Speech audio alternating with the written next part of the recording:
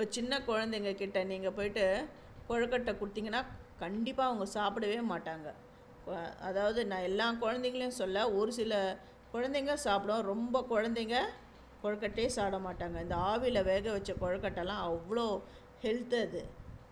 அதை எப்படியே அந்த குழந்தைங்கள விரும்பி சாப்பிட்ற அளவுக்கு பண்ணுறது அப்படிங்கிற வீடியோவை என்னுடைய சேது சித்ரா கிச்சனில் நான் போட்டிருக்கேன். நீங்கள் போய் பாருங்கள்.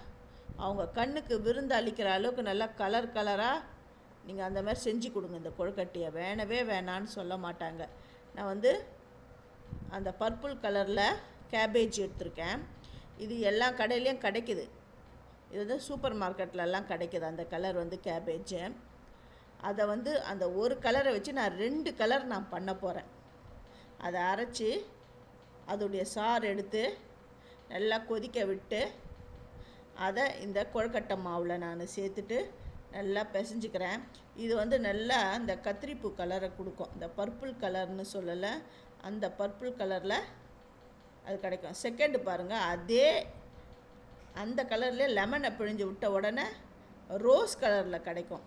அதையும் இன்னொரு மாவில் நான் விட்டுடுறேன். ஏற்கனவே அந்த கொழுக்கட்டை மாவு நான் 3 பிரிவாக பிரிச்சுட்டு ஒன்று ஆஸ் யூஷுவல் ஒயிட் கலர், ஒன்று பர்பிள் கலர், இன்னொன்று அந்த பர்பிள் கலர் பாயில் ஆகிட்டு இருக்கும் பொழுதே லெமன் ரொம்ப இல்லை 2 சொட்டு அப்படி விட்டாலுமே அந்த கலர் மாறிடும்.